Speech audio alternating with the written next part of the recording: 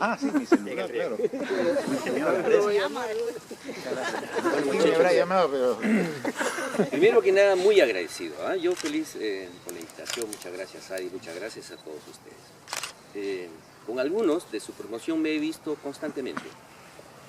Soy su profesor patrocinador de sus 2 tesis, entonces constantemente nos hemos con Iván, con Elar, con José y con algunos más también, muchas veces, ¿no es cierto? Muchas gracias. He estado en otras oportunidades también en esta situación. Y para mí, algo muy importante que nos compete a todos los agrónomos y sigo peleando, ¿no es cierto? Me he presentado a nivel Congreso sosteniendo mi idea, mi posición, algo que es de todos, que es la creación del Colegio de Ingenieros Agrónomos. No lo tenemos y somos el único país que no lo tiene. Y tenemos la obligación de inscribirnos en algo que no es nuestro. Y solamente por idea, porque lo otro es, de otra cosa conversaremos. Yo, por ejemplo, soy un especialista en suelos. Mi misión, primeramente, es estudiarlos y luego conservarlos y luego recuperarlos.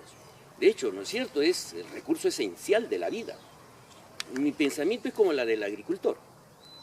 Pero si viene un sinvergüenza, que es un minero, y saca el suelo y lo arrima y extrae la veta, y cuando se consume la veta se larga, entonces yo digo, eso está mal, ¿no es cierto? Eso está mal. Y no tenemos un colegio de ingenieros agrónomos que proteste pues, de todas estas cosas, ¿no? Porque yo creo que sí es una sinvergüenza.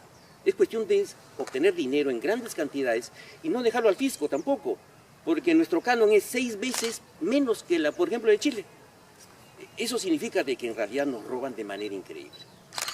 Y no hay un colegio de ingenieros agrónomos que proteste pues, por sus aguas, por sus suelos, por su medio ambiente. Yo no estoy inscrito y seguro que no lo voy a estar mientras no haya un colegio de ingenieros agrónomos. He tenido grandísimos problemas en todos los lugares donde he ido. Me han querido obligar, hasta me han regalado la inscripción. Yo lo acepto. Yo quiero y voy a ser seguro el primero en inscribirme cuando haya un colegio de ingenieros agrónomos. Solamente el Perú no lo tiene. En todo el mundo, solamente el Perú no lo tiene. Y eso no está bien. Ahora la clase, pues no es cierto. No se vayan a asustar.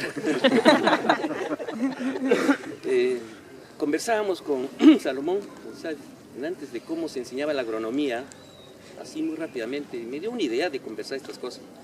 En Estados Unidos, en diferentes estados, diferentes formas, diferente currícula, pues no es cierto.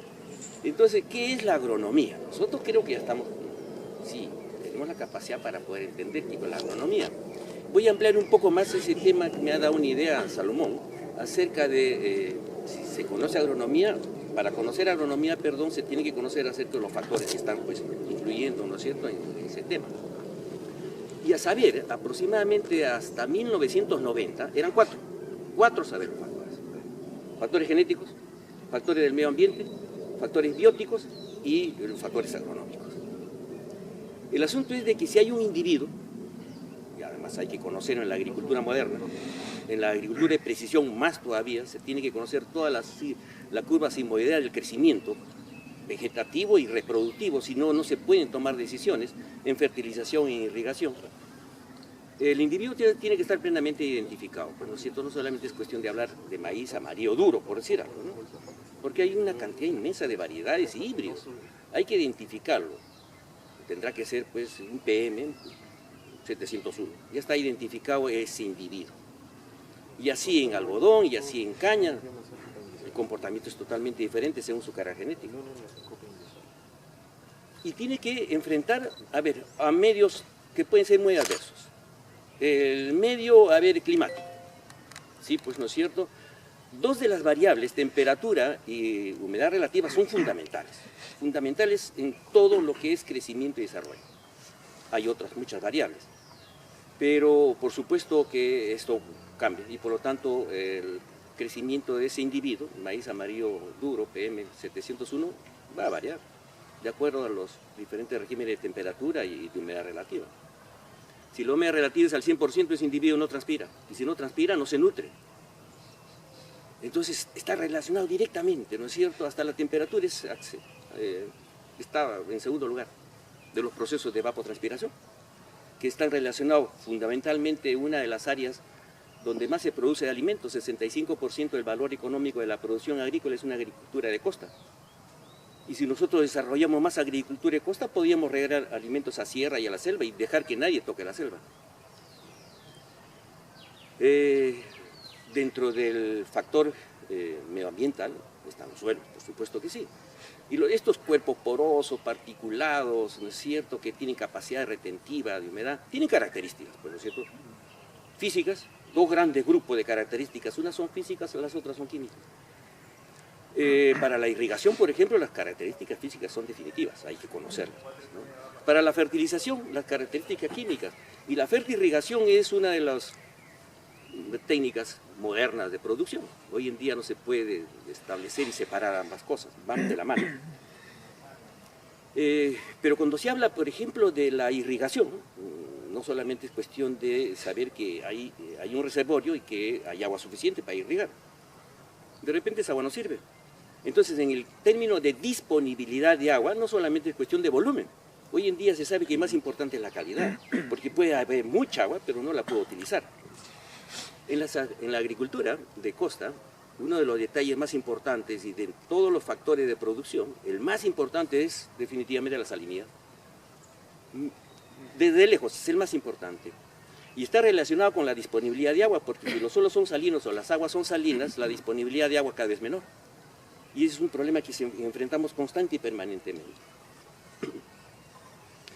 Los suelos también tienen, por supuesto, el carácter biológico, ¿no es cierto?, que está entrapado entre estas propiedades físicas y químicas, ahí está la vida. He escuchado de profesores, ¿no es cierto?, muy diversas opiniones acerca del carácter biológico de los suelos, o sea, de la biología del suelo. La importancia de la biología en la producción de las plantas es muy discutible. Algunos aportan enormes conocimientos, otros dicen que de repente no, que las cosas pueden ser... Yo escuché una vez a un profesor que decía, israelita, decía, nosotros no creemos en las materias orgánicas, en absoluto. Porque primeramente en nuestro país no hay dónde, pues, ¿no es cierto? ¿De dónde sacamos materias orgánicas para poder utilizarlas? Además, tenemos grandes problemas cuando hemos hecho ese intento. Grandes de los problemas están relacionados con grandes enfermedades, pues. Si yo aporto materias orgánicas al suelo, estoy poniendo un caldo de cultivo que si no lo controlo, si no lo manejo, va a ser devastador. Y en el proyecto de espárragos, en los últimos 20 años, han habido gravísimos problemas de comportamiento y prácticamente de pérdidas enormes de un capital. Ponían 60.000 plantas por hectárea y ponían 200 toneladas de materias orgánicas. Las plantas estaban creciendo y cuando querían cosechar, de las 60.000 plantas, habían 10.000. Problema de fusarios. O sea, es inmediato. Yo voy a poner un caldo de cultivo gravísimo. Entonces, hay un problema serio. Y él decía, no, ¿para qué? Las materias orgánicas no sirven. ¿Y cómo hace usted?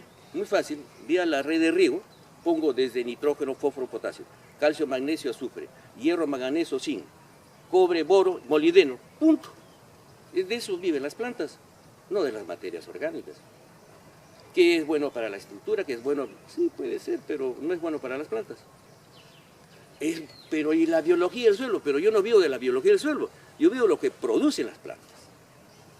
Entonces ese individuo de maíz amarillo duro, relacionado pues directamente con el medio ambiente, tiene que tener capacidad de poder soportarlos y de poder salir triunfante. Otro de los factores es el factor biótico. Las plantas tienen que pelear contra plagas, contra enfermedades, contra las malas hierbas. Ahí está el profesor que sabe muy bien cómo controlarlas, pero es muy difícil hacerlo, ¿no es cierto? Muy pocas veces se logra éxito en el control de la mala hierba. Hoy en día prácticamente nos arrasa. Pero ese individuo tiene que tener capacidad para poder enfrentar esa situación. Pero para eso estamos nosotros. Y es otro de los factores que mencionaba también Salomón, el factor agronómico, que se llaman labores culturales, ¿no es cierto? ¿Y cuáles son las labores culturales que hacemos nosotros?